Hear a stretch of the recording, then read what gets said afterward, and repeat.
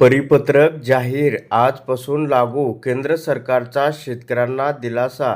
शेतकरी बांधवांनो, सरकारने रब्बी 2025-26 साठी खतांच्या किमती गोठवल्या.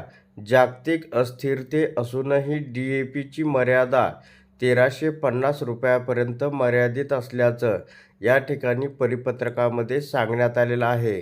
मजबूत देखरेख आणि धोरणात्मक अनुदानामुळे सर्व राज्यांमध्ये फॉस्फेट आणि पोटॅशचा साठा सुनिश्चित झाला आहे. पोषण तत्वावर आधारित अनुदान चौकटी अंतर्गत सुधारित NPK ग्रेडच्या एकात्मिकतेने मंत्र्यांनी पुष्टी केली आहे. केंद्र सरकारने चालू रब्बी 2025-26 हंगामासाठी परवडणाऱ्या दरात प्रमुख खताची उपलब्धता सुनिश्चित करून आंतरराष्ट्रीय बाजारातील चढ-उतारापासून भारतीय शेतकऱ्यांचे संरक्षण करण्याची आपली वचनबद्धता पुन्हा एकदा व्यक्त केली आहे. खत क्षेत्राविषयीच्या एका व्यापक अपडेटमुळे रसायन आणि खते मंत्रालयाने जाहीर केले आहे की डाय अमोनियम फॉस्फेट DAPची कमाल किरकोळ किंमत MRP प्रति 50 किलो बॅग 1350 रुपये इतकी कायम ठेवण्यात आली आहे. तर DAPच्या किमती स्थिर करण्यासाठी सरकारने प्रति मॅट्रिक टन 3500ची विशेष तरतूद लागू केली आहे, जी कारखान्यापासून शेतीपर्यंतच्या मालवाहतुकीचा खर्च, GST घटक आणि उत्पादकांना 4% हमीची वाजवी परतावा यासह इतर खर्च समाविष्ट करते. जागतिक किमतीमध्ये चढ-उतार असूनही शेतकऱ्यांवर आर्थिक भार पडणार नाही याची खात्री या हालचालीमुळे होते. पुरेसा पुरवठा आणि राज्यनिहाय देखरेख 5 मार्च 2026 पर्यंत देशभरात फॉस्फेट आणि पोटॅश खताची पुरेशी उपलब्धता कायम आहे. देशव्यापी आकडेवारी दर्शवते DAP 5138 LMTच्या प्रमाणात आवश्यकतेविरुद्ध उपलब्धता 71.89 LMT आहे. MOP 14.18 LMTच्या गरजेच्या तुलनेत उपलब्धता 18.17 LMT नोंदवली गेली आहे.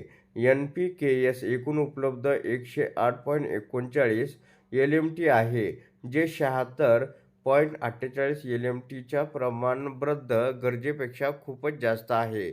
सर्व अनुदानित खतांच्या वाहतुकीवर प्रत्यक्ष वेळेत लक्ष ठेवण्यासाठी मंत्रालय एकात्मिक खत व्यवस्थापन प्रणाली IFMS या ऑनलाईन वेब आधारित प्लॅटफॉर्मचा वापर करते. रेल्वे मंत्रालयाशी जुळवून समन्वय साधून रेक हालचालीला प्राधान्य दिले जाते आणि विविध राज्यांमध्ये साठ्याची वेळेवर क्लिअरिंग सुनिश्चित केली जाते.